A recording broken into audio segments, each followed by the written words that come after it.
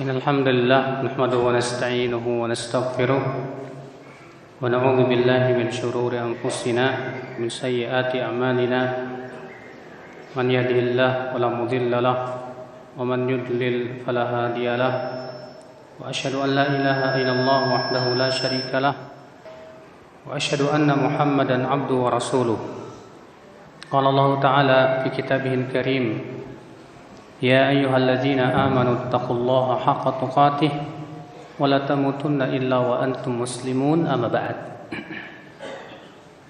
Ikhwatul Islam, a'azzani Allah wa iyyakum. Pada kesempatan siang hari ini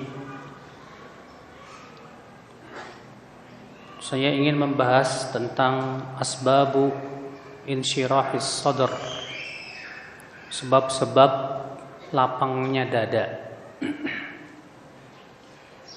Karena lapang dada itu nikmat. Allah Ta'ala berfirman dalam surat Al-Insyirah, Alam nashrah laka sadrak. Bukankah kami telah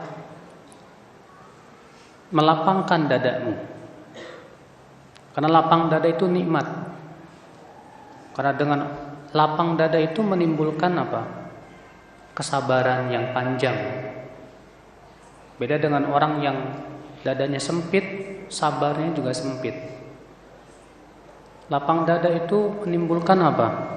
Kebahagiaan dan ketentraman. Beda dengan orang yang dadanya sempit, dia tidak bahagia hidupnya, tidak tentram. Lapang dada itu juga menimbulkan sifat pemaaf. Lapang dada juga, ikhwata Islam, azani Allah wa iyyakum, adalah merupakan perkara yang sumber kebahagiaan seorang hamba. Iya. Al-Imam Ibnu Hazm berkata, "Fakartu fi sa'yil uqala fara'aitu sa'yahum kullahum fi matlubin wahidin." Aku berpikir, kata beliau, tentang perbuatan orang-orang yang berakal, dan ternyata aku melihat tujuan mereka satu semuanya. Wa in ikhtalafat turuqum fi tahsilihi, walaupun cara mereka untuk meraihnya berbeda-beda. Ra'aitum jami'ahum innama yas'auna fi daf'il ham wal gham an nufusihim. Kata Ibnu Hazm, aku melihat mereka semuanya berusaha untuk membebaskan hatinya dari kegundahan, demikian pula kegalauan, kegelisahan. Artinya mereka sedang mencari kebahagiaan dalam hidupnya itu. Fahadha fil aqli wasyurb, ada yang mencari kebahagiaan dengan cara makan dan minum. Wahadha fit tijarah wal kasb, ada juga dengan cara berdagang, berniaga. Wahada bin nikah, yang ini dengan cara nikah. Wahada fil lagwi wal la'ab, yang ini dengan senda gurau dan permainan. Wa ghairi dzalik, dan lain sebagainya. Walam ara fi jami'i hadhihi turuq tariqan musilan ilaih. Dan aku melihat semua jalan-jalan tadi tidak menyampaikan kepada Allah Subhanahu wa taala. Wala'alla aktsaraha innama yusi ila dhiddih. Bahkan kebanyakan itu semua menyampaikan kepada selain Allah Subhanahu wa taala. Wa innamal iqbal 'ala Allah wahda. Yang hanya menyampaikan itu hanyalah kembali kepada Allah saja. Wa itharu mardatihi ya 'ala kulli syai'in dhiddih. Dan ia berusaha untuk mengutamakan keridhaan Allah di atas segala sesuatu. Falaysa lil abdi anfa' min hadha at-tariq wa awsal minhu 'ala ladzatihi wa sa'adatihi. Maka tidak ada sesuatu yang paling bermanfaat bagi seorang hamba dari jalan ini, dan tidak ada yang bisa menyampaikannya kecuali jalan ini. Al-Imam Ibnu Qayyim rahimahullah menyebutkan 9 sebab. Al-Imam Ibnu Qayyim yang menyebutkan 9 sebab, yaitu insyirahus sadr, lapang dada itu. Itu disebutkan oleh beliau dalam kitab Zadul Ma'ad. Ya.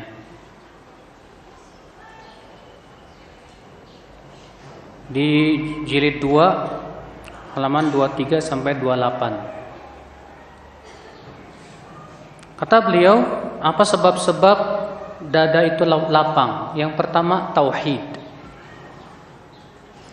Itu mengesahkan Allah dalam ibadah dan tidak mempersekutukan Allah sedikit pun juga. Kata beliau, wa ala hasbi kamalihi wa quwwatihi wa ziyadatihi yakunun syirahu sadri sahibihi. Sesuai dengan kesempurnaan tauhid seseorang, kekuatan tauhid seseorang, bertambahnya tauhid seseorang, maka itu pula akan menyesuaikan kelapang dadaan dia. Artinya semakin dia mentauhidkan Allah, semakin sempurna tauhidnya, semakin kuat dalam bertauhid kepada Allah, maka semakin dadanya lapang. Ya. Allah Ta'ala berfirman dalam surat Az-Zumar ayat 22. Afaman syarahallahu sadarahu lil Islam fahuwa ala nurim min rabbih. Maka apakah orang yang Allah jadikan dadanya lapang dada untuk Islam dan ia berada di atas cahaya dari Allah Subhanahu wa taala, sama dengan orang yang dadanya sempit untuk menerima Islam? Fawailul lil qasiyati qulubuhum min dzikrillah. Maka celakalah, kata Allah, orang yang hatinya keras untuk mengingat Allah Subhanahu wa taala. Allah juga berfirman dalam surat Al-An'am ayat 125. Wa man yurid an yudhillahu yaj'al sadrahu dayyqan haraja ka'annama yas'adu fis sama. Siapa yang Allah inginkan untuk menyesatkan dia, Allah akan jadikan dadanya sempit untuk menerima Islam. Seakan-akan ia naik ke langit, kata Allah Subhanahu wa taala. Fal huda wat tauhid min a'dhami asbabi syarhi sadr. Jadi hidayah dan tauhid adalah merupakan sebab yang paling besar seseorang diberikan oleh Allah kelapangan dada. Wasyirk wad dhalal min a'dhami asbabi dhiqis sadri wa inhirajihi. Sementara kesyirikan serta kesesatan itu sebab utama dada seseorang itu sempit, Pak. Makanya orang yang berbuat syirik dadanya paling sempit untuk menerima kebenaran. Orang yang berbuat syirik mereka orang yang tidak ada tawakal kepada Allah. Makanya mereka cepat putus asa hidupnya, Pak. Orang yang berbuat syirik yang tidak beriman kepada Allah dan Rasulnya, mereka orang yang paling sedikit kesabarannya, Pak. Sehingga ketika diberikan oleh Allah ujian sedikit saja sudah berkeluh kesah. Beda dengan orang yang mentauhidkan Allah, tawakalnya kuat kepada Allah, biasanya sabarnya juga kuat. Diberikan ujian yang berat, tetap sabar, berharap akan karunia dari Allah, berharap akan pahala yang besar di sisi Allah. Maka dengan seperti itu dadanya lapang. Kenapa? Karena ia mentauhidkan Allah Subhanahu wa taala. Kata beliau, fasara fa idza faqada hadzal nur min qalbil 'abdi dhaqa wa haraja. Apabila cahaya iman itu hilang dari dada seorang hamba, apa yang terjadi? Maka ia pun menjadi sempit, Pak, sempit. Fasara fi adyaqis sijnin wa as'abih. Maka orang yang kehilangan iman, ia berada dalam penjara yang paling sempit, kata beliau. Ya. Fatusibul 'abda min insyirahi sadrihi bihasbi fanasibul 'abdi min insyirahi sadri bihasbi nasibi min hadan nur.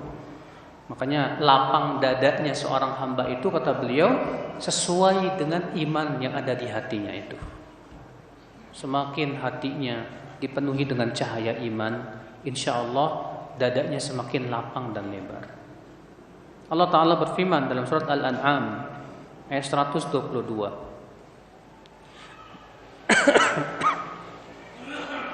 Awaman kana maitan fa ahyaynahu wa ja'alna lahu nuran yamshi bihi fin nas kaman mathaluhu fidh dhulumati laysa bi kharijin minha kadzalika zuyyina lil kafirina ma kanu ya'malun.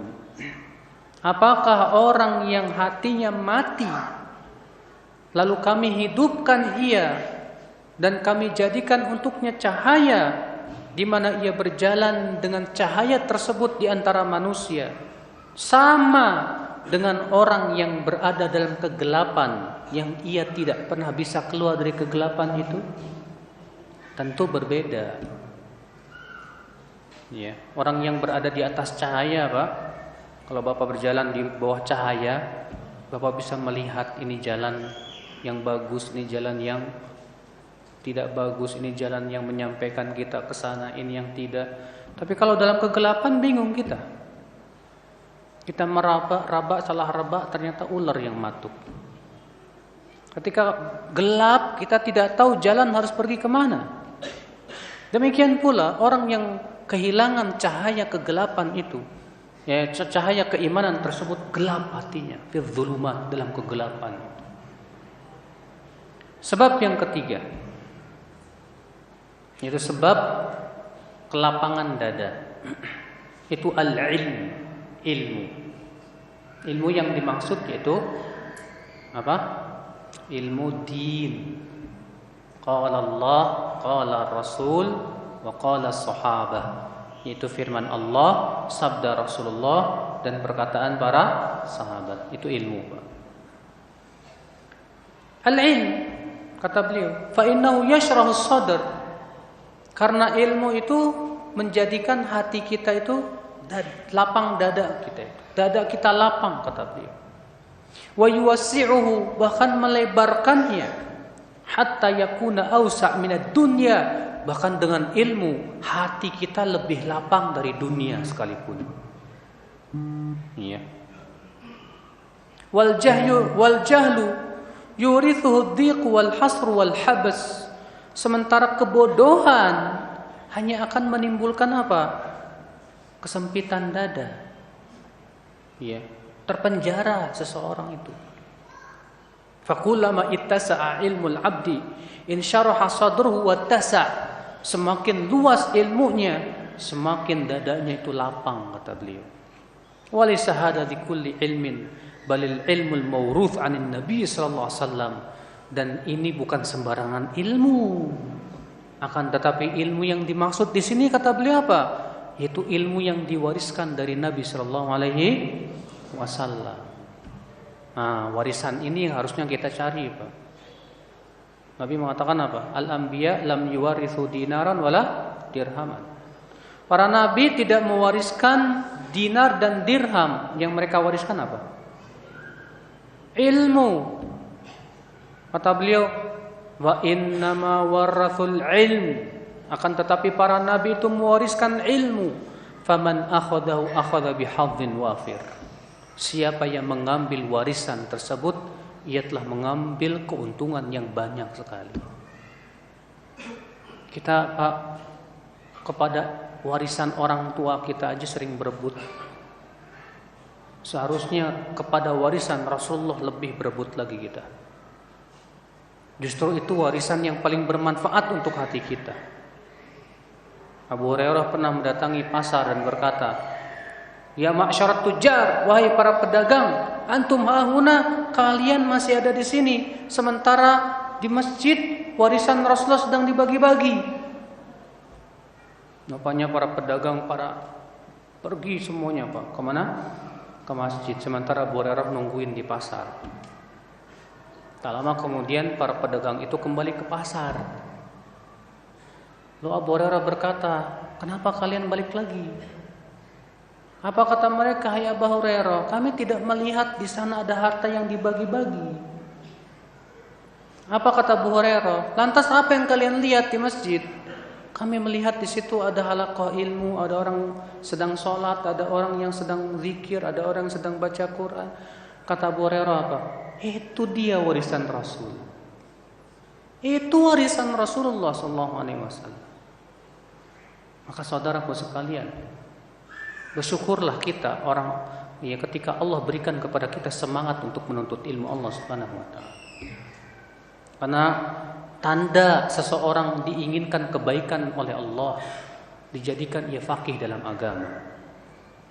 Iya, sebagaimana dalam hadis yang masyhur, man yuridillahu bihi khairan yufaqihu fid din. Barang siapa yang Allah inginkan kebaikan untuknya, maka Allah akan jadikan ia faqih dalam apa? Dalam agama. Lihat, faqih dalam apa? Dalam matematika, faqih dalam fisika, faqih dalam kimia. Allah mengatakan, Rasulullah mengatakan apa? Faqih dalam agama. Ya, Masya Allah. Kata beliau, wahuwal ilmun nafi'u, dan inilah ilmu yang bermanfaat. Ilmu yang berasal dari Nabi SAW, itulah ilmu yang bermanfaat. Fa ahluhu asyrahun nasi sadran, para ahli ilmu lah yang paling lapang dadanya. Wa awsa'uhum qalban, yang paling lebar dadanya. Wa ahsanuhum akhlaqan, yang paling baik akhlaknya. Wa atyabuhum aishan, dan yang paling bahagia hidupnya. Siapa dia? Orang-orang yang berilmu tentang Allah, tentang agamanya. Ya. Ini yang keberapa? Yang ketiga. Yang keempat, sebab kelapangan dada.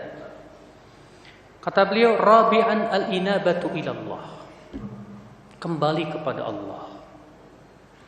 Wa mahabbatuhu bikullil qalbi, dan mencintai Allah dengan sepenuh hati.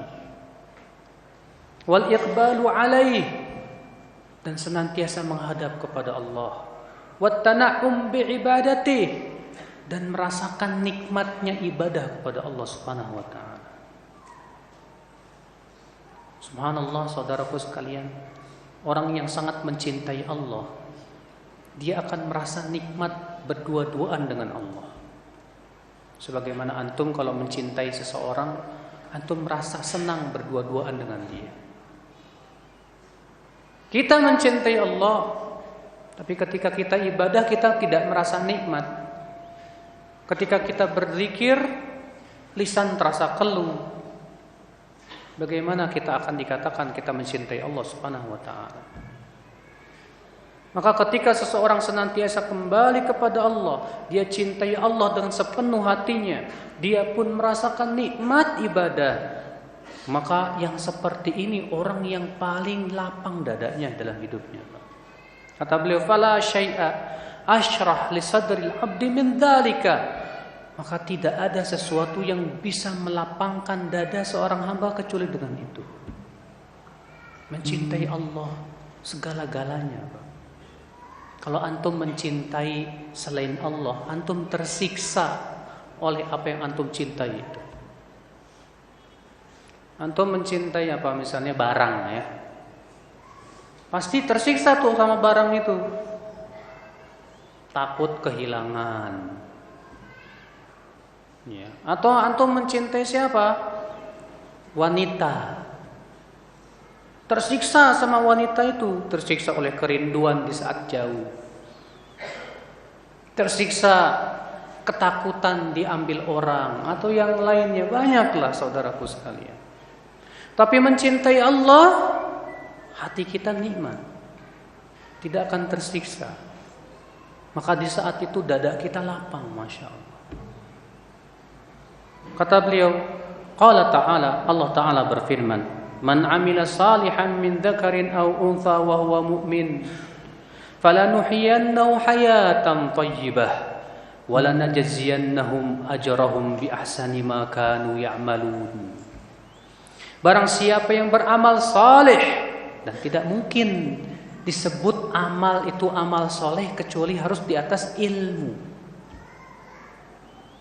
Tidak mungkin amal itu disebut amal soleh kecuali dengan memenuhi dua syarat. Syarat yang pertama apa? Ikhlas. Syarat yang kedua apa? Sesuai dengan tuntunan Rasulullah SAW. Dan kita tidak tahu apakah ini sesuai dengan tuntunan Rasulullah kecuali dengan apa? ilmu. Maka Allah mengatakan apa? Barang siapa yang beramal saleh, baik ia laki-laki maupun wanita, dalam keadaan ia beriman, maka kami akan hidupkan ia dengan kehidupan yang baik, dan kami akan berikan ia balasan yang lebih baik dari apa yang mereka amalkan tersebut. Ya, ikhwatal Islam, azani Allah wa iyyakum. Maka ya akhi, ya ketika hati kita selalu ingat Allah, hati kita selalu berusaha untuk bagaimana selalu di atas ibadah kepada Allah, jadilah hati yang paling lapang dada, paling bahagia hidupnya. Kata beliau, wa min a'zami asbabi dhikr sadr al-i'radu 'anillah wa ta'alluqil qalbi bi ghairihi wal ghaflah 'an dzikrih wa mahabbati siwah. Sebab-sebab yang menyebabkan hati itu sempit, dada itu sempit, yaitu berpaling dari Allah. Hatinya bergantung kepada selain Allah, cintanya kepada selain Allah barangkali lebih berat daripada cintanya kepada Allah Subhanahu wa taala. Iya. Bahkan ia lalai dari berzikir kepada Allah. Ia pun juga jauh dari mencintai Allah. Orang seperti ini biasanya Pak, orang yang paling sempit dadanya. Beda dengan orang yang sangat mencintai Allah, orang yang banyak berzikir kepada Allah. Itu orang yang paling yang paling lapang dadanya. Allah berfirman, ala bidzikrillahi tatmainnul qulub. Ketahuilah, dengan berzikir kepada Allah hati menjadi tentram. Lalu beliau membawakan firman Allah surat Thaha ayat 124. Allah berfirman, wa man a'rada an dzikri fa inna lahu ma'isyatan dhanka wa nahsyuruhu yaumal qiyamati a'ma. Barang siapa yang berpaling dari peringatanku, yaitu Al-Qur'an, maka sesungguhnya bagi dia penghidupan yang sempit, dan kami akan bangkitkan dan kumpulkan ia pada hari kiamat dalam keadaan ia buta, kata Allah Subhanahu. Subhanallah, ikhwata Islam, azan ya Allah. Yang kelima, sebab hati menjadi lapang. Kata Imam Ibnu Qayyim rahimahullah, dawamu dzikrihi ala kulli hal wa fi kulli mautin. Selalu zikir kepada Allah, selalu ingat kepada Allah. Di setiap keadaan dia, di setiap tempat ia selalu berzikir kepada Allah Subhanahu wa taala. Tak lepas dari zikir kepada Allah. Ya. Falidzikri ta'thirun ajib fi insyirahis sadr wa na'imil qalb. Karena zikir, kata beliau, pengaruhnya luar biasa sekali. Ya, untuk kelapangan dada dan kenikmatan hati. Orang yang paling bahagia di dunia itu orang yang paling banyak zikirnya kepada Allah. Lisannya tak lepas dari berzikir kepada Allah Subhanahu wa taala. Lisannya selalu ingin berzikir kepada Allah Subhanahu wa taala. Maka orang-orang seperti ini Masya Allah diberikan oleh Allah pahala yang besar. Allah berfirman, wadzakirina Allaha katsira wadzakirat a'addallahu lahum maghfiratan wa ajran 'azima. Laki-laki yang banyak berzikir, wanita yang banyak berzikir, Allah persiapkan untuk mereka ampunan dan pahala yang besar. Masya Allah. Ya akhi, zikir itu amalan yang mudah. Iya tidak? Siapa di antara kita yang tidak bisa mengucapkan subhanallah? Bisa enggak? Berapa detik antum ucapkan subhanallah? 1 detik. Subhanallah 1 detik. Alhamdulillah 1 detik. Allahu Akbar 1 detik. La ilaha illallah 1 detik, tapi pahalanya luar biasa. Kata Rasulullah, alhamdulillah tamlaul mizan. Ucapan alhamdulillah memenuhi timbangan. Siapa di antara kita yang tidak bisa mengucapkan ini? Subhanallah, alhamdulillah, la ilaha illallah, Allahu akbar. Semua bisa.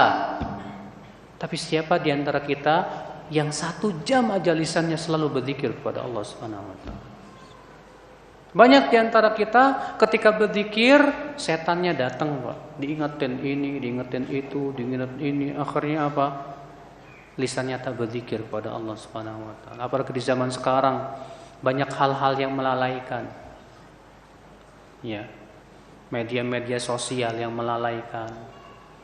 Bacaan-bacaan, tontonan-tontonan dan yang lainnya di dalam internet sana, di dunia maya sana sering kali membuat kita apa? Lalai dari zikir kepada Allah Subhanahu wa taala. Ikhwata Islam. Kata beliau, ya. Walil ghaflati ta'thirun ajibun fi dhiqihi wa habsihi wa adabihi. Sebaliknya, lalai dari berzikir kepada Allah itu pengaruhnya pun luar biasa. Menyebabkan hati itu sempit, gelisah, gundah gulana. Makanya seorang mukmin itu kata sebagian ulama salaf terdahulu, hatinya itu ya seperti ikan kalau ia dipisahkan dari air kelepek-kelepek.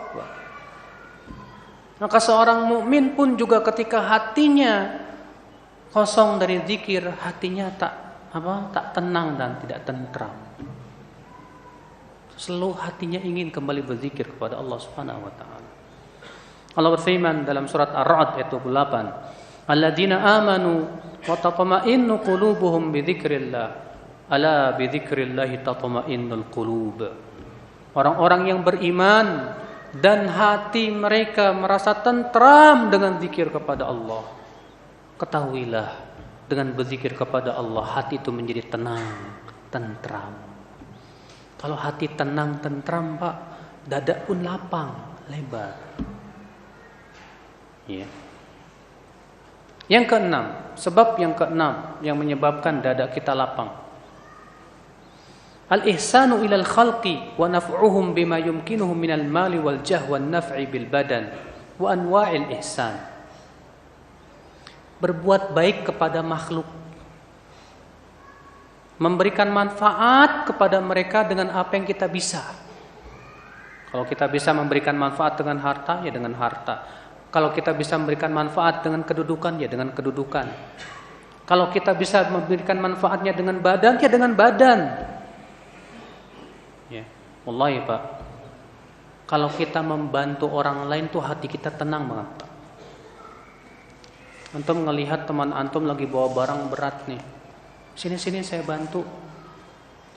Ketika membantu gitu aja rasanya hati itu rasanya tenang gitu.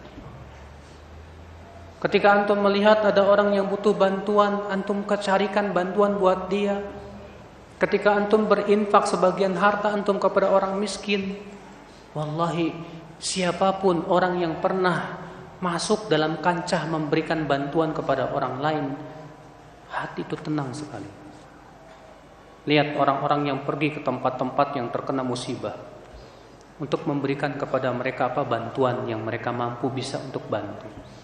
Itu mereka orang yang paling dadanya paling lapang. Mereka bahagia, gembira walaupun enggak digaji. Mereka bisa membantu saudaranya yang kesusahan, yang tertimpa bencana, gempa dan yang lainnya. Masya Allah, bahagia. Walaupun capek, lelah, mereka harus menghadapi kesulitan di perjalanan, tapi tidak peduli. Karena mereka merasakan betapa, Masya Allah, membantu orang itu sangat menimbulkan kebahagiaan hati. Ya. Ikhwata Islam, azani Allah wa ya. Fa innal karimal muhsin asyrahun nasi sadran. Karena orang yang dermawan, kata beliau, pasti orang yang paling lapang dadanya itu. Wa atyabuhum nafsan wa anfa'uhum qalban wa an'amuhum qalban. Pasti jiwanya yang paling bahagia, pasti hatinya yang paling nikmat. Wal bakhil alladzi laisa fi ihsanun adyaqun nas. Sementara orang yang bakhil, ya, koret, ya. Apa kata beliau? Pasti orang yang paling sempit dadanya. Paling sempit dadanya. Ya. Ikhwata Islam azani Allah. Yang ketujuh, sebab lapangnya dada. Apa itu asyaja'ah, keberanian? Karena orang pengecut itu dadanya sempit. Tapi orang yang pemberani dadanya lebar. Iya. Kata beliau, fa inna syuja' munsyarihus sadr. Seorang pemberani itu dadanya lapang. Muttasi'ul qalb, hatinya lebar. Wal jabban adyaqun nasi sadran. Sementara orang yang pengecut itu pasti orang yang paling sempit dadanya. Tapi ingat ya, berani di sini dalam kebenaran, bukan dalam kebatilan. Adapun kalau dalam kebatilan dia berani, hakikatnya itu tidak akan menimbulkan apa? Ya, kelapangan dada sama sekali. Berani dalam menyampaikan kebenaran, yang hak kita katakan hak, yang batil kita ucapkan batil. Ya. Maka orang seperti ini Allah berikan kepada dia apa? Kelapangan dada, saudaraku sekalian. Kata beliau, ya, wal jabban, orang yang pengecut itu kata beliau, orang yang paling sempit dadanya. Wa ahsaruhum qalban la farhata lahu wala surur. Ya, orang yang paling gelisah hatinya, enggak gembira, dia enggak punya kegembiraan, adanya ketakutan aja. Kenapa pengecut dia? Mau menjalankan sunnah takut apa kata orang nanti. Mau berjenggot takut disebut teroris. Mau motong celana di atas mata kaki takut disebut banjir. Mau mengamalkan sunnah Rasul, yang dia pikirkan apa kata orang nanti saya disebut Wahabi. Akhirnya apa? Dadanya paling penakut, Pak. Sehingga untuk mengamalkan kebenaran paling takut dia. Hatinya itu, ya Masya Allah. Thaminan, yang ke-8, ikhraju daghlal qalbi minas sifatil madmumah allati tujibu dhiqahu wa adabah wa tahulu bainahu wa baina husulil bur'i. Sebab yang ke-8, mengeluarkan penyakit-penyakit hati berupa sifat-sifat yang tercela yang bisa menyebabkan dada kita sempit. Apa penyakit hati contohnya? Cinta dunia yang luar biasa. Orang yang sangat cinta dunia itu, Pak, ketakutannya luar biasa. Apalagi dengki. Antum kalau dengki sama orang, hasad, tahu hasad. Melihat temannya bisa beli ini panas, melihat tetangganya bisa beli motor panas. Nggak boleh ngelihat orang lain dikasih kenikmatan panas. Ini orang yang paling sempit dadanya itu. Ya. Harus disembuhkan, dikeluarkan itu semua penyakit-penyakit hati itu. Ya. Kata beliau, fa innal insan idza ata bil asbab allati tashrahu sadrahu wa lam yakhrud tilkal awsaf al madmumah min qalbihi lam yahdha min insyirahi sadrihi bita'in. Karena seseorang walaupun berusaha mencari sebab-sebab dadanya lapang, hatinya lapang, tapi penyakit-penyakit hati itu masih bertengger di hatinya, tetap saja sulit dia untuk lapang dadanya. Sulit. Nah, ini akal Islam. Makanya penting sekali akhi untuk mempelajari dan mengetahui apa sih penyakit hati yang ada di hati saya. Kalau antum saja sakit berusaha untuk datang ke dokter untuk mengetahui penyakit saya apa. Setiap kita juga harus tahu dan harus bisa mengetahui jenis penyakit di hati saya apa. Masa kita nggak bisa dan tidak peduli penyakit hati, Pak? Penyakit hati itu lebih membahayakan daripada penyakit badan, Pak. Kalau penyakit badan paling banter mati orangnya. Tapi kalau penyakit hati, kematian hati lebih berat daripada kematian apa? Badan.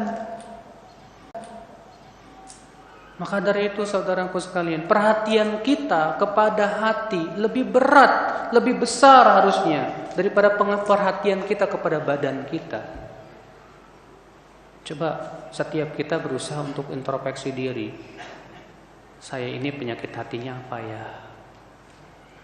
Oh, ini lagi jatuh cintrong sama perempuan. Wah, bahaya itu. Iya. Itu penyakit hati tidak, Pak? Penyakit hati itu. Ya, kita periksa lagi di hati kita, saya ini kok orangnya serakah ya. Wah, itu penyakit hati itu. Kita periksa lagi di hati kita, saya ini orangnya kok agak-agak somse dikit. Tahu nggak somse? Sombong sekali. Ya. Kalau dinasihatin sama teman, saya kok merasa panas ya. Kenapa ya? Padahal kata Imam Ad-Dhahabi, alamatul mukhlis, tanda orang yang ikhlas itu annahu idza iba ala fi'lihi lam yuharrid wa lam yusir. Tanda orang ikhlas itu kata Imam Ad-Dhahabi apa? Kalau diingatkan kesalahannya, hatinya enggak panas dan tidak ngeyel. Bahkan balik taraf, bahkan ia mengakui itu kesalahan dirinya dan berkata, rahimallahu mra'an ahda ilayya uyubi. Semoga Allah merahmati orang yang mengingatkan kesalahanku. Masya Allah, luar biasa sekali. Saudaraku sekalian, ikhwatul Islam, a'azani Allah. Kemudian yang keberapa? Yang terakhir, yang ke-9. Tarku fudulil nadhar wal kalam wal istima' wal mukhalaqah wal akl wal naum. Fa inna hadhihi al fudul tastahilu alaman wa humuman fil qalbi tahsuruhu wa tahbisuhu wa tudayyiquhu. Tinggalkan melihat yang berlebih-lebihan. Maksudnya melihat apa? Melihat yang enggak-enggak, Pak. Ya. Mata antum itu kerjaannya ngeliatin yang enggak-enggak. Kalaupun yang enggak-enggak, terkadang enggak ada manfaatnya. Kerjaannya duduk di pinggir jalan ngeliatin mobil aja. Ih, mobilnya bagus ya. Ini mobil apa ini mobil? Seharian cuma ngeliatin mobil. Ya. Apalagi yang dilihatnya itu akhwat, yang bening-bening lagi, dosa. Ya. Wal kalam, berlebih-lebihan dalam berbicara. TBC, tahu TBC? Terlalu banyak cincong. Ya. Banyak ngomong. Kadang ada orang kalau ngobrol tuh nggak ada titik, nggak ada koma, Pak. Kayak radio aja udah. Ya. Kalau ngobrol tuh kuat sampai malam, Mbak. Mending yang diobrolinnya ilmu. Ini diobrolinnya apa? Gak ada manfaatnya. Ya, banyak diantara ikhwah itu kalau udah ngomong poligami, wah rame udah. Kalau ditanya berani nggak? Enggak sih, nakut. Ya, ngapain ngomong kayak gituan kalau kamu tidak berani? Poligami itu bukan buat diomongin, buat dipraktekin, tahu nggak?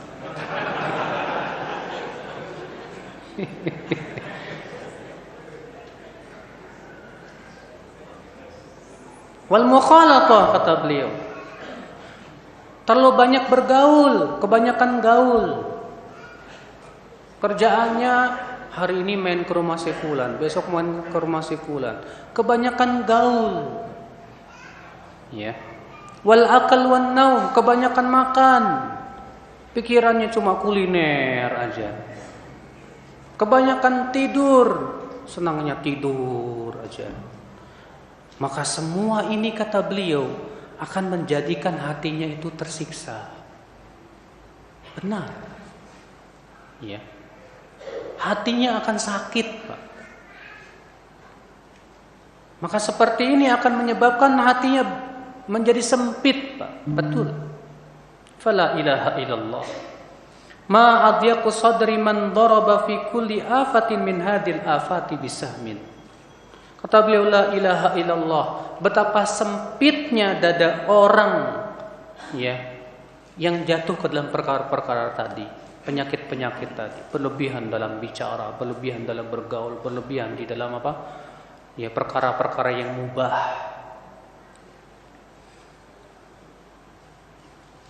Fala ilaha illallah ma an'am 'aishin man daraba fi kulli khaslah min tilkal khisalil mahmudah. Dan betapa bahagianya kata beliau orang yang selalu sibuk di dalam perkara-perkara yang terpuji dalam hidupnya, perkara-perkara yang bermanfaat. Masya Allah, ikhwata Islam azani Allah wa ya. Nah inilah 9 sebab ya dada kita akan menjadi apa? Lebar dan lapang. Ya. Allahu alam, demikian dari saya. Billahi taufik. Assalamualaikum warahmatullahi wabarakatuh. Bismillah. Assalamualaikum warahmatullahi wabarakatuh. Alhamdulillah hamdan katsiran thayyiban mubarakan fihi kama yuhibbu rabbuna wa yardah. Asyhadu an la ilaha illallah wahdahu la syarikalah wa asyhadu anna Muhammadan abduhu wa rasuluh. Wassalatu wassalamu ala Rasulillah wa ala alihi wa ashabihi wa man tabi'ahum bi ihsanin ila yaumiddin. Ya ayyuhalladzina amanu taqullaha haqqa tuqatih wa la tamutunna illa wa antum muslimun. Kaum muslimin, para jamaah, para penuntut ilmu yang dirahmati Allah Ta'ala, pemirsa yang dirahmati Allah Ta'ala, para pendengar radio Riyadul Jannah yang dirahmati Allah Ta'ala. Pertama, marilah kita bersyukur kepada Allah Subhanahu wa Ta'ala yang senantiasa menganugerahkan kepada kita berbagai nikmat, terutama nikmat iman, nikmat Islam, nikmat kita berada di atas sunnah Rasulullah SAW, dan nikmat sehat, sehingga di kesempatan siang yang berbahagia ini kita dapat berkumpul di majelis yang mulia ini. Dan kita jauh ucapan terima kasih kepada Al-Ustadz Al-Fadil Abu Yahya Badrussalan hafizahullah ta'ala, yang beliau berkesempatan hadir di kesempatan siang hari ini. Dan juga ucapan terima kasih kepada Ketua DKM Masjid Agung Ciamis yang telah memberikan waktu kepada kita di kesempatan siang hari ini untuk mengadakan kajian di masjid yang mulia ini.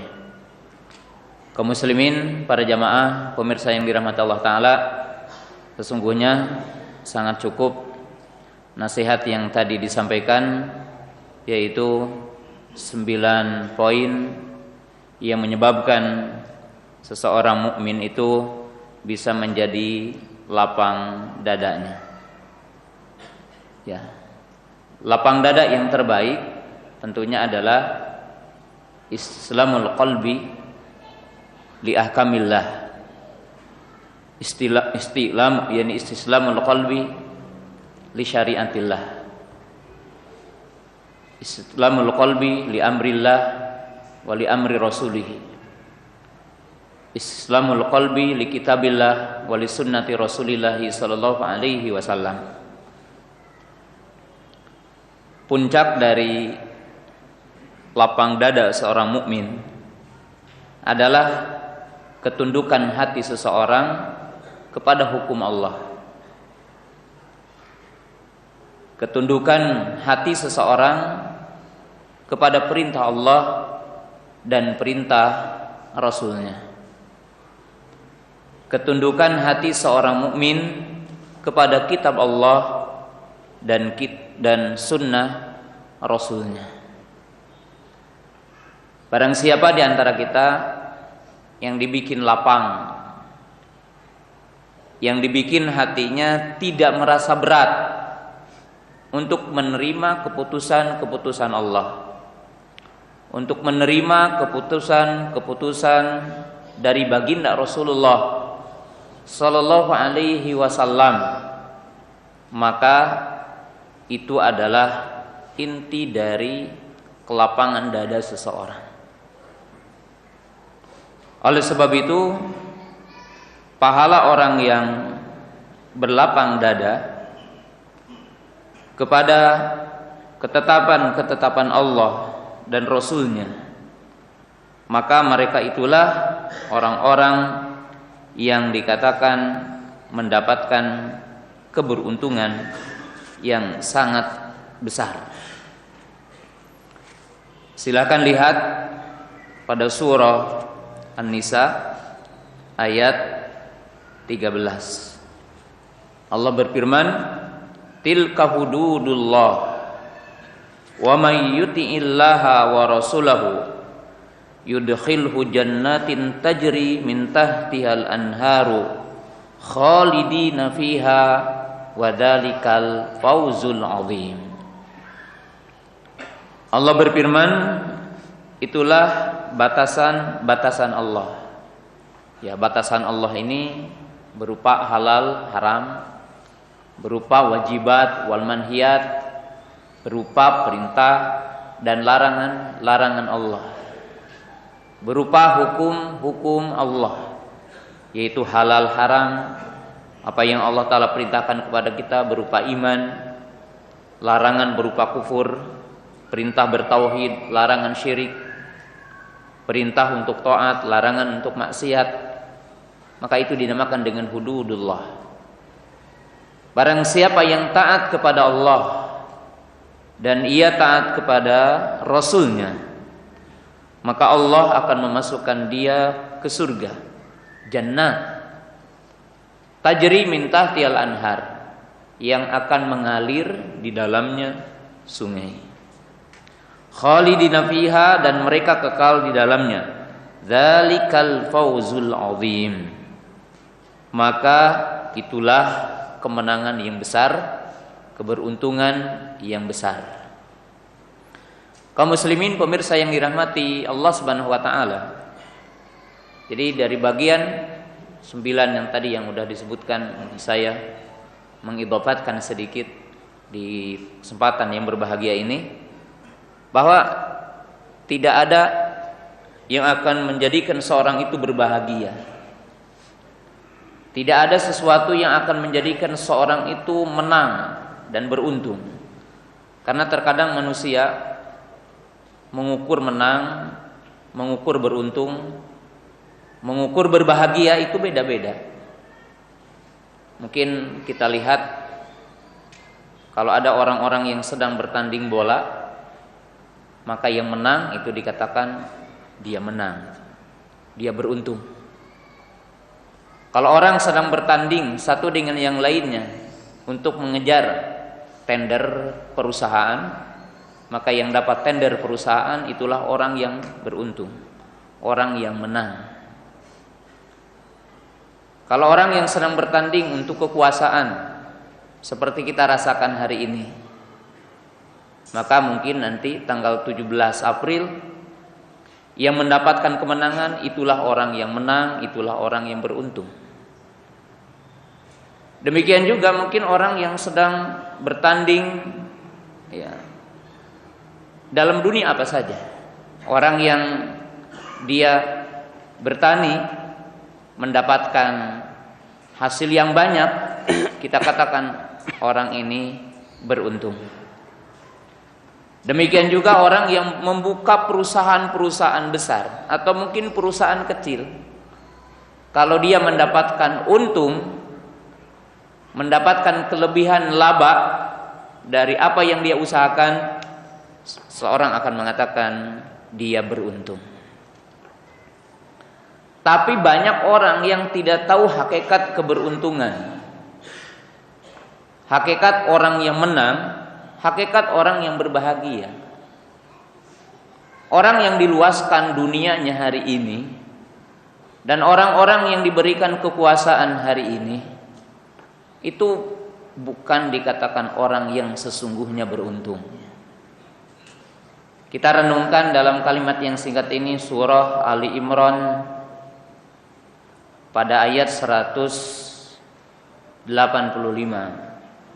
Allah berfirman, kullu nafsin dha'iqatul maut wa innama tuwaffawna ujurakum yaumal qiyamah faman juhziha 'anil nar wa udkhilal jannah faqad faz wa mal hayatud dunya illa mata'ul ghurur.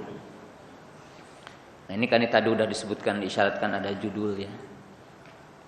Semua yang bernyawa akan mati. Semua kita akan mati. Lalu Allah berfirman, dan hanyalah akan disempurnakan balasan kalian itu pada hari kiamat.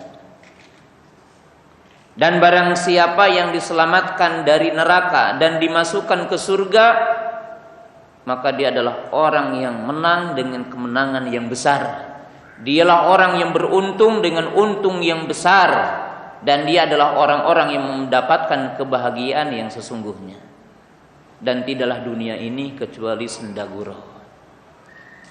Kaum muslimin pemirsa yang dirahmati Allah Ta'ala, pada ayat ini ada 4 poin. Jadi ada 4 paragraf gitu. Ada 4 bagian yang Allah memberikan peringatan kepada manusia. Yang pertama, Allah mengingatkan semua manusia akan mati. Ini hitopnya kepada kita dulu. Kita tidak berbicara makhluk yang lain. Maka siapapun yang sekarang menikmati dunia ini, para pemuda yang sekarang merasa gagah, perkasa, dan dia mungkin masih merasakan punya waktu yang panjang untuk hidup, Allah memperingatkan kullu nafsin dha'iqatul maut. Dan tidak ada manusia yang tahu mati itu kapan. Enggak ada manusia yang tahu mati itu kapan. Tidak ada jaminan orang yang sehat hari ini, tidak ada jaminan orang yang sedang perkasa hari ini, yang sedang kuat-kuatnya fisik hari ini, bahwa nanti malam atau besok atau pekan depan kita mati. Tidak ada yang tahu. Dan tidak akan ada yang menjamin bahwa dia akan hidup selamanya. Kullu nafsin dha'iqatul maut. Dan siapa yang hari ini sedang memangku jabatan, memangku kekuasaan, ingat bahwa kekuasaan Anda ada expire-nya.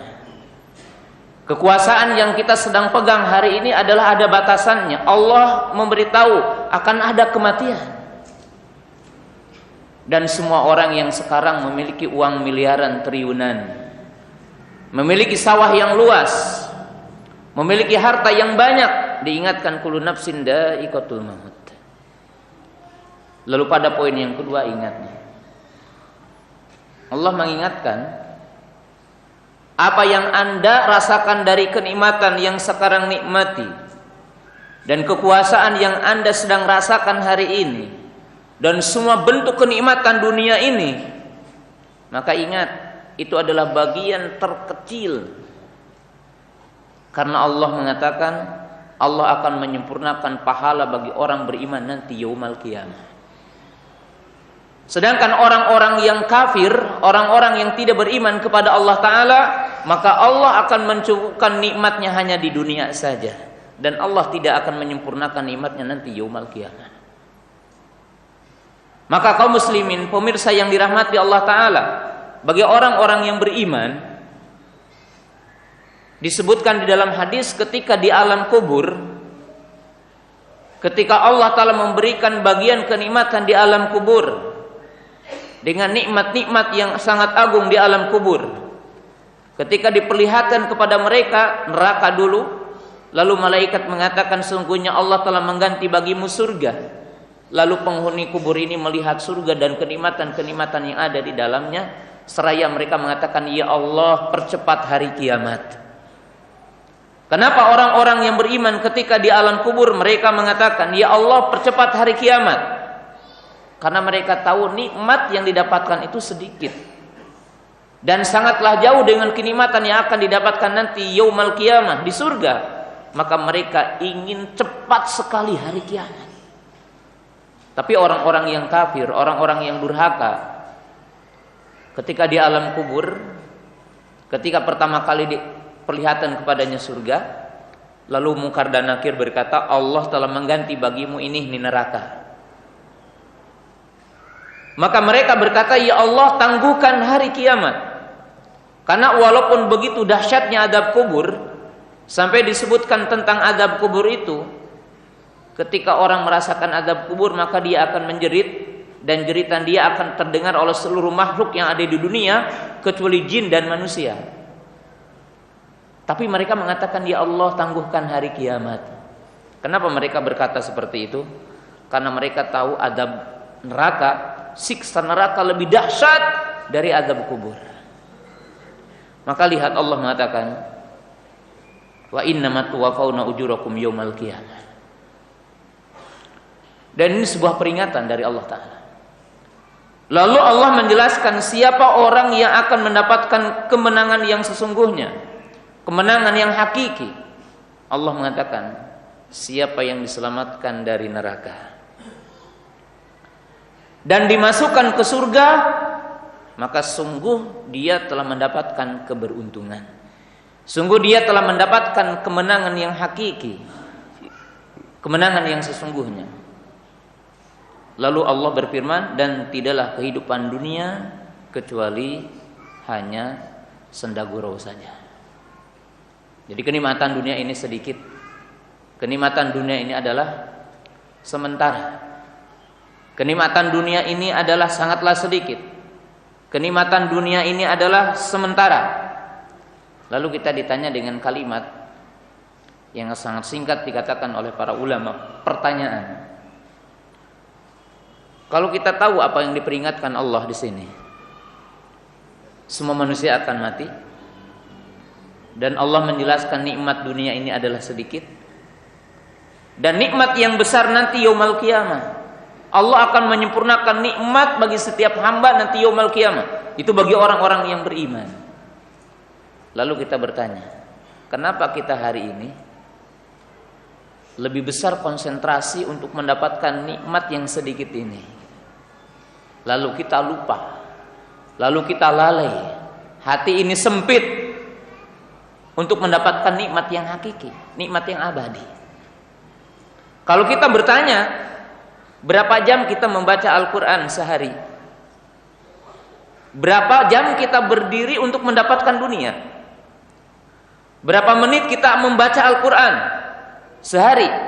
Berapa jam kita berdiri di pasar menunggu pelanggan?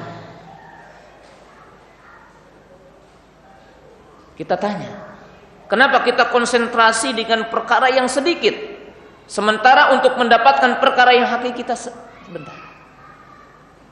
Itu pertanyaan pertama. Kedua, kita tanya lagi, berapa uang yang kita keluarkan untuk poya-poya dunia?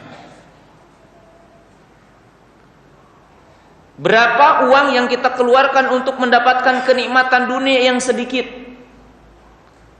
Dan berapa harta yang kita keluarkan untuk mendapatkan kenikmatan yang abadi?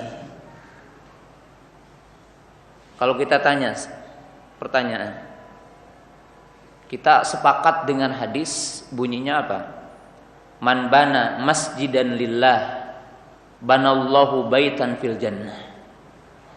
Siapa yang membangun masjid karena Allah, maka Allah akan membuatkan istana nanti yaumul qiyamah. Kita tanya, yang punya uang hari ini berapa masjid yang udah kita buat? Dan ini yang abadi. Tapi kita tanya sekarang, berapa rumah yang telah kita buat hari ini? Berapa rumah mewah yang telah kita buat hari ini? Lalu itu hanya dinikmati di dunia saja, dan ini tidak akan abadi. Dan ini akan pergi semuanya. Tapi yang ini kita lupakan. Dan itulah manusia memandang hakikat kehidupan dunia. Dan mungkin poin yang terakhir nanti insya Allah dengan pertanyaan. Kaum muslimin jamaah yang dirahmati Allah Subhanahu wa taala. Ya. Mengambil judul tadi, dunia ini adalah sedikit. Jamaah yang dirahmati Allah taala. Tadi sudah disebutkan poin yang sangat penting, bahwa untuk lapang dada adalah ilmu. Saya akan mencontohkan dua hadis sebagai penutup tentang ilmu dan kehidupan para sahabat tentang ilmu. Kenapa para sahabat dikatakan oleh para ulama mereka lebih butuh kepada ilmu ketimbang kepada makan dan minum? Mereka menjadikan ilmu itu adalah bagian untuk semua jawaban permasalahan hidup mereka. Imam Bukhari membuat bab motivasi mencari ilmu dan mengajarkannya kepada keluarga. Jadi ada bab motivasi mencari ilmu dan mengajarkannya kepada keluarga. Imam Bukhari membawakan sebuah hadis tentang kisah seorang sahabat yaitu Uqbah ibnu Harith. Ada satu kasus yang menimpa dirinya dan menimpa keluarganya. Dan kejadiannya dahsyat. Bagaimana? Uqbah ibnu Harits ini menikahi seorang wanita sampai beliau punya anak. Tiba-tiba ketemu dengan seorang wanita yang udah tua. Si wanita ini bilang, si ibu ini bilang, aku ini menyusuimu dan menyusui istrimu. Bayangkannya udah nikah lama, dikasih tahu bahwa istrinya adalah saudara sepersusuan. Maka beliau langsung pergi menemui Nabi SAW. Lalu beliau menceritakannya bahwa aku ketemu dengan seorang wanita dan dia mengabarkan kepadaku bahwa beliau ini menyusuiku dan menyusui istriku. Lalu Nabi SAW berkata, kaifa wa qad qila. Ini udah dibilang. Berarti apa? Ya kamu sekarang cerai, pisah. Maka beliau pisah dengan istrinya dan menikahi wanita yang lain. Pelajaran dari hadis ini, kaum muslimin pemirsa yang dirahmati Allah Ta'ala, bahwa para sahabat setiap ada masalah yang membuat sempit hati mereka, jawabannya adalah ilmu. Mereka lapang dada ketika datang ke ulama, datang kepada Nabi SAW. Kalau kita mencari ketenangan pada siapa? Kepada dukun, gitu kan? Kepada paranormal, gitu. Minta air minum, minta air di botol, gitu kan? Tapi para sahabat, jawaban untuk membuat hati tenang adalah ilmu. Ini adalah contoh yang pertama. Contoh yang kedua, para sahabat ridwanullahi ta'ala alaihim, ini bukan satu orang, Pak, rombongan dengan wakilnya dari Bani Abdul Qais. Dan mereka dipisahkan dengan satu komunitas orang kafir yang dinamakan dengan Kufaru Mudhar. Mereka berjalan jauh ingin menemui Nabi SAW. Yang ditanyakan apa? Ya Rasulullah, sebutkan kepadaku perintah, katanya, yang Allah dengan itu akan memasukkan kami ke surga. Jadi mereka curhat dan bertanya, ya Rasulullah, ajarkan kepada kami sesuatu yang dengannya kami masuk surga. Maka Nabi SAW mengajari syahadat, sholat, zakat, puasa. Lalu melarang beliau dengan 4 perkara. Lalu Nabi SAW mengatakan, silahkan kalian pulang dan ajarkanlah kepada keluarga kalian. Jadi kaum muslimin jamaah yang dirahmati Allah Ta'ala, para sahabat, mereka mencari solusi kehidupannya agar mereka tenang, agar mereka lapang dadanya dengan apa? Dengan ilmu. Beda dengan kita hari ini, kita menyangka lapang dada itu kalau banyak harta. Maka kaum muslimin jamaah yang dirahmati Allah Ta'ala, di akhir zaman ini banyak orang datang ke orang alim adalah minta dunia. Ustadz, apa doanya ya agar lancar usaha? Ya bukan tidak boleh gitu. Tapi apa yang ada di kepala kita, apa yang menjadi kebahagiaan itu adalah hanya dunia itu. Bukan tidak boleh Bapak datang kepada orang alim minta diajarkan doa tentang dunia. Ada doa. Ya, minta dunia. Allahumma inni as'aluka ilman nafi'an wa rizqan thayyiban wa amalan mutaqabbala, dibaca setiap subuh. Tapi yang jadi masalah ini otak kita gitu, hanya dunia gitu. Datang ke kiai itu hanya yang diminta apa? Dunia. Tapi para sahabat meminta solusi untuk ketenangan adalah dengan ilmu. Kaum muslimin, para jamaah yang dirahmati Allah Ta'ala, barangkali itulah yang saya bisa sampaikan di kesempatan siang hari ini, hanya mengidhofatkan apa yang tadi disampaikan dan sangat cukup sekali. Dan barangkali jika ada pertanyaan, silahkan untuk memberikan pertanyaan ke Ustadz. Ustaz, sungguh aku sangat takut kalau membaca hadis ini. Sungguhnya di antara kalian ada orang yang melakukan amalan penghuni surga, sehingga tidak ada jarak antara dia dengan surga kecuali hanya sehasta. Namun dia didahului oleh takdir sehingga ia melakukan perbuatan penghuni neraka, maka ia masuk neraka. Sesungguhnya di antara kalian ada orang yang melakukan amalan penghuni neraka, sehingga tidak ada jarak antara dia dengan neraka kecuali hanya sehasta. Namun ia didahului oleh takdir, sehingga ia melakukan perbuatan penghuni surga, maka ia masuk surga. Mohon penjelasannya. Saudaraku, yang harus kita yakini seyakin-yakinnya bahwa Allah tidak mungkin menzalimi hambanya. Allah Ta'ala berfirman, Innallaha la yadhlimu mithqala dzarrah. Sesungguhnya Allah tidak pernah menzalimi hamba-hambanya sebesar biji sawi sekalipun juga. Allah juga berfirman, wa ma ana bidzallamin lil abid. Dan aku dan aku tidak pernah menzalimi hamba-hambaku, kata Allah. Allah juga berfirman dalam hadis qudsi, ya ibadi, inni haramtu dzulma ala nafsi. Wahai hamba-hambaku, aku mengharamkan kezaliman atas diriku. Tidak mungkin ada orang yang bersungguh-sungguh mencari surga tiba-tiba Allah sesatkan tanpa sebab, tidak mungkin. Pasti segala sesuatu ada sebabnya. Ada orang selama hidupnya beramal soleh, ternyata setelah mendekati kematiannya, ternyata ia berbuat keburukan. Lalu ia wafat di atas keburukan tersebut. Apa sebabnya? Pasti ada sebabnya. Tak mungkin Allah Subhanahu wa taala menzalimi hambanya, tiba-tiba menyesatkan tanpa sebab, tak mungkin. Makanya Al-Imam Al-Hafidh Ibn Rajab dalam kitab beliau Jami' Bayanil Ilm wa Fadli, ketika menjelaskan ayat atau hadis tersebut, beliau membawakan sebuah riwayat Muslim yang memberikan kepada kita penjelasan. Dalam riwayat Muslim itu kata Rasulullah SAW apa?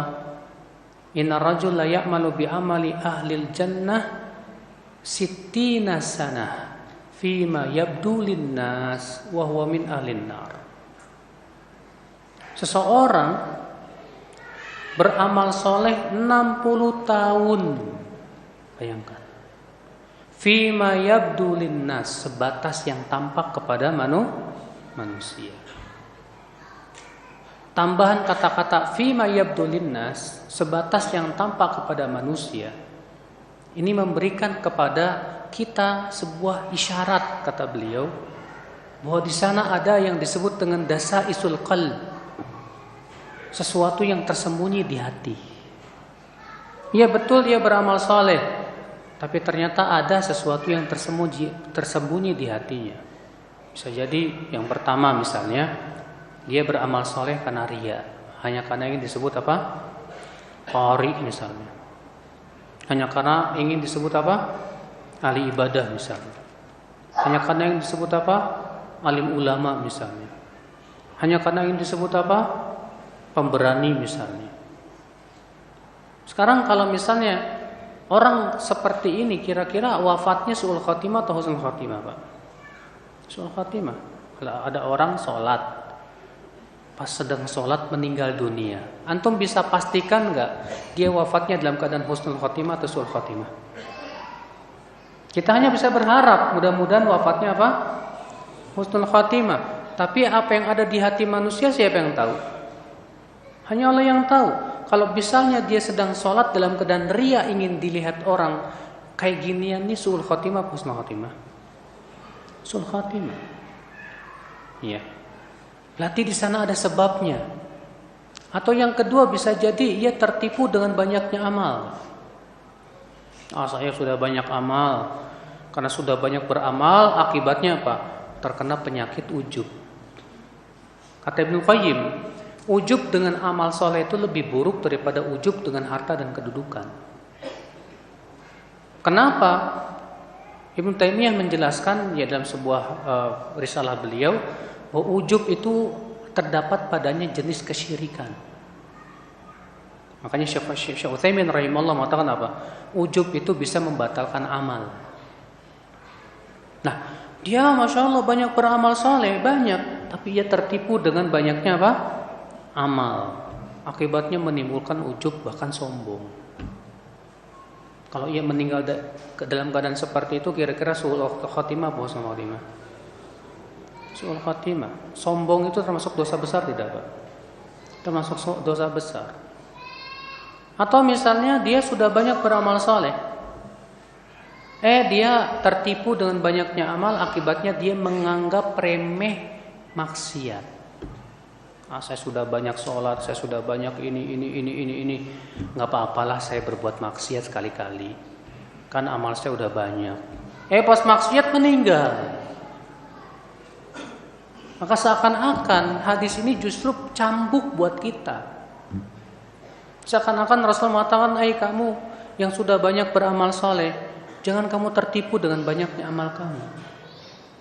Istiqomah terus di atas amal kamu. Jangan sampai kamu menganggap remeh maksiatmu. Jangan sampai kamu menganggap remeh maksiat, lalu kamu berbuat maksiat, ternyata kamu wafat dalam keadaan su'ul khatimah. Jadi tidak mungkin Allah zalim. Maka dari itulah, kalau kita tidak ingin seperti itu, berarti kita juga harus mencari sebab-sebabnya. Apa sebabnya? Ya diantaranya tadi, memelihara keikhlasan dalam beribadah. Diantaranya tadi, jangan sampai kita terkena penyakit ujub, merasa bangga diri dengan apa? Amal saleh. Apalagi bersombong dengan amal saleh. Diantara tadi, jangan sampai karena banyaknya amal, kita menganggap remeh apa? Maksiat. Makanya ya akhi, ketika kita beramal soleh, jangan kita tertipu dengan banyaknya amal, karena kita tidak tahu amal mana yang sudah diterima oleh Allah Subhanahu wa taala. Al-Imam Ibnu Katsir ketika menafsirkan firman Allah dalam surat Al-Mu'minun ayat 60, "Walladzina yu'tuna ma atau wa qulubuhum wajilatun annahum ila rabbihim raji'un." Dan orang-orang yang memberikan harta, ya, apa yang mereka telah berikan, hati mereka merasa takut sekali. Kata Ibnu Katsir apa? Artinya mereka berinfak dalam keadaan hati mereka takut tidak diterima oleh Allah, karena belum bisa melaksanakan syarat-syarat yang telah Allah inginkan, sebagai kehati-hatian dan rasa takut. Sekarang pertanyaannya, antum yakin enggak amalan antum sudah diterima sama Allah? Yakin?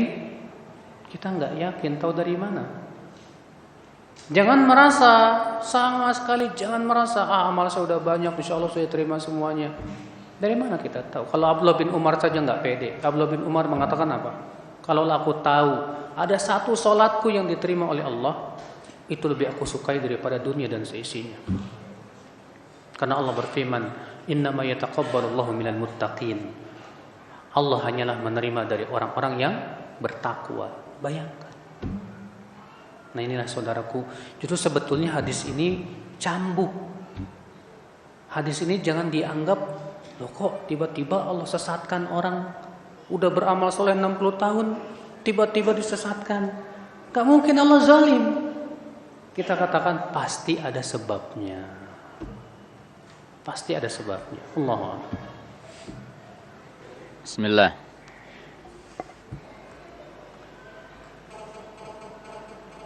Apabila di daerah saya selalu membaca kunut nazilah, apakah saya harus mengikuti atau tidak? Kunut tersebut dibacakan saat sholat fardu kecuali subuh dan isya. Ya, kunut nazilah. Jadi kunut dalam perkataan para ulama itu ada 3 macam kunut ya, yang dibahas oleh para ulama. Pertama adalah kunut witir, yaitu kunut yang dibaca oleh imam atau seseorang dalam sholat witir, yaitu sebagaimana tercantum dalam hadis